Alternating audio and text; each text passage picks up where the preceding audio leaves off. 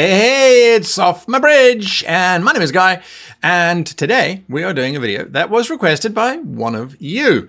Mike Ashkew, as a matter of fact, asked for this particular video, and if you do have recommendations or requests for videos for me to talk about, muse about, discuss, put them in the comments down below, and I will add them to the list. So Mike said, how do you go about playing a ship's counselor? And I thought about that going, well, it's not really an exciting role. And then I realized, whoa, buddy, have you missed a golden opportunity to play one of the most important characters on the crew? The most important character on the crew, as a matter of fact.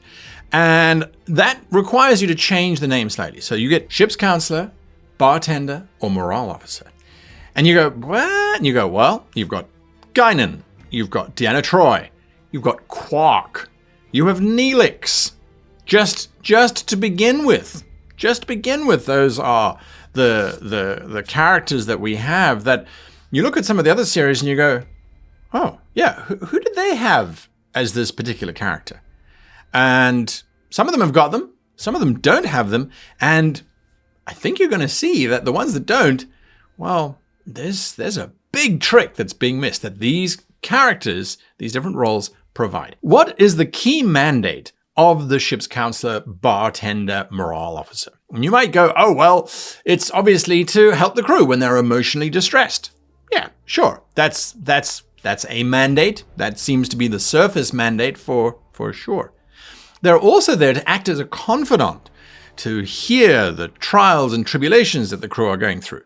Both of those roles are incredible role-playing roles. So if you like role-playing, this is definitely a role that might suit you. To dive into, why did you feel that way? Captain, you have this burden, etc., etc. Both of those, however, pale in comparison to the actual role that the ship's counselor, bartender, morale officer, I'm going to say counselor from now on, it means all three, is playing on the ship. And that is to focus everybody, right? Yes, you're throwing captain's birthday parties, you're building morale within the crew, but your role is primarily to look at each of the characters and to ask them this particular question, which does actually segue quite nicely into questions that your character should be asking. The question that your character should be asking, and this is not an order of importance, but this is the most important question. What do you know versus what do you think? And you go, well, that's not a particularly important question. It is incredibly important. What do you know versus what do you think? When you think about the counselor, frequently characters will go to the counselor not because they have emotional angst or issues, but because they're stuck. They don't know what to do from a moral perspective, or they're just stuck and they've gone to the bar to get a random drink. Or they need some perspective. They need to think outside the box. This translates, by the way, in game terms, to the players being stuck. The players going, we're not seeing something, or we've got enough, we're paralyzed. We've got not enough information to make a decision, so we can't make a decision. That kind of analysis paralysis is exactly what the counselor should be able to resolve through counseling. But it's not the kind of counseling of tell me how you feel about your parents. It is through this question. What do you know versus what do you think? Frequently, the GM will have seeded information, the players will have made rolls, they'll have got information, and then they create a whole bunch of conjecture based around the information that they've got. Lots of what ifs. Oh, but it might be this, it might be that, it might be the next thing. And so they end up not knowing what it is because they've convinced themselves that it is definitely something because they've thought about 15 things it could be, as opposed to just going, we don't know what it is. So we need more information. So how do we get that information? And that's the next question. If this is what you know, what do you need in order to proceed? Do you need to have more answers, or should you just make the choice and go for it? Do you need to have the exact date at which this thing happened, or do you need to know the exact frequency? The counselor is not there to guide the PCs. The counselor is there to guide the players. And that is, for me, the most critical thing. So the counselor is busy working with the players. What do you know versus what do you think? Writing it down, focusing the group, getting the group to sit down and actually share information with each other. Your team might be very good at having mission briefings where they sit in the observation lounge and they share notes. They might be good at that. They might not be either. In which case, the counselor's role is to sit there and go, if you know this, what did you know? You went to the planet's surface. What did you find out? And what about you? Do you have anything that corroborates that stuff? And is that what you know, or is that what you are guessing? Remove all the guessing. Do you see how the counselor has such a cool role in terms of providing this guidance? Now, there are other questions that your character should be asking. What are you going to do next? And you can't let the player go, well, I don't know, I think we'll wait to see. Okay, that is waiting as an option. As a counselor, you should provide alternatives, not solving the problem, but saying, well, is there anything that you can do next? Yes, waiting is an option, but whilst you're waiting, what can you do? And if the player still has no decisions, then you as the counselor can provide them with the option of, well, why don't you go and take a break? Go relax in the holodeck. Go have a meal with someone. Go do some role playing. Maybe that'll help unlock your mind from this paralysis that you're in. Another good question to ask is, who can help you with this? Encourage players to interact with each other, to go and try and get more information from each other, to work with one another. What a wonderful position to be in. Another thing that the counselor brings to the table is the ability to say, well, what is your course of action? Fair. That's your course of action. I can't argue with that. However, I do have a question for you. Are there alternatives that you haven't considered that are going to be as equally successful but less dangerous? Perhaps your course of action, what do you think the outcome is going to be? What do you think are going to stop you from getting that outcome? What do you think is the likeliest way of getting to that point? What do you think the enemy is thinking? You are providing a voice, but you are not just throwing out these questions and then leaving the poor players to crumble into a pile of jelly as they cannot answer all of these questions. You need to help guide them through it. Well, if you don't know what the enemy is going to do, that is something that you could try and investigate. See if you can think of a way to do that. Can you think of a way to do that? Can someone help you think of a way to do that? Do you need to think of a way to do that? Is that a really likely outcome? So the counselor is asking all of these wonderful questions. At no point are they saying, and how do you feel about this? That is a role-playing opportunity for you to do as and when you need to, and for the other players to engage in as and when they want to. That, I think, is something that's important. Frequently, we see stories where the counselor has set up sessions and the player character is avoiding going to the counseling sessions. You don't want to have your player character be the one that everyone's avoiding. I mean, you might find it fun, but that's not really the point. So, things to do as the counselor on the ship. Obviously, it is to organize morale-boosting events, socials, activities, celebrate the Chief Engineer Day, those kinds of things. That's the surface stuff.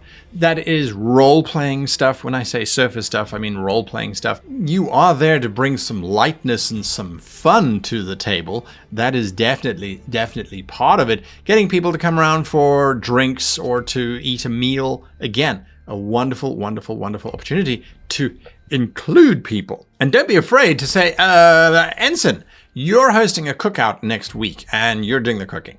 And the player can go, my character can't cook. Well, this is an excellent opportunity for you to demonstrate your replicator skills, if the time period has replicators, or your cooking skills, or get someone to help you work together as a team, right? Something that you should not be doing is offering directives.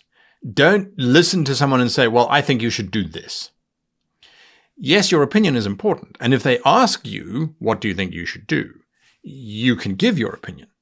But your role is to guide the players to a place where they're comfortable with their next actions, or they feel that they've explored the options enough that they can move forward.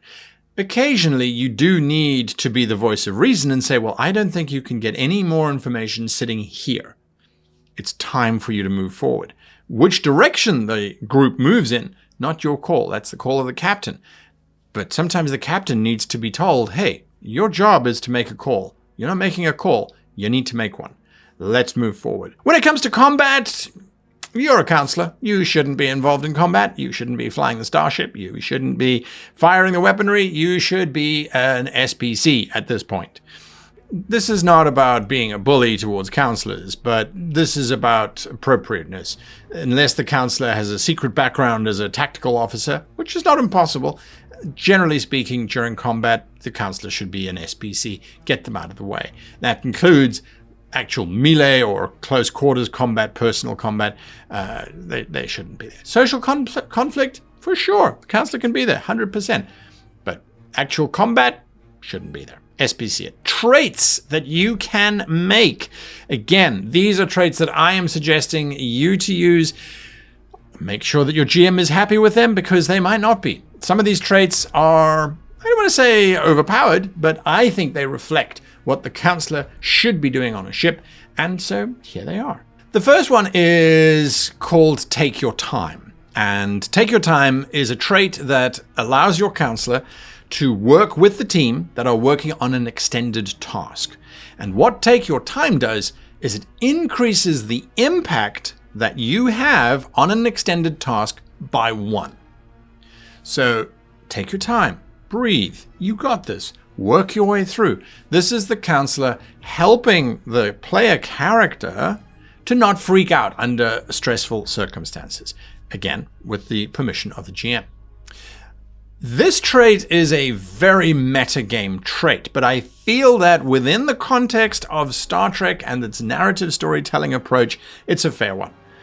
This trait is called, What Are You Not Seeing? And what are you not seeing is basically, GM, I'm creating this trait, what are you not seeing? I'm in a one-on-one session with the ship's engineer.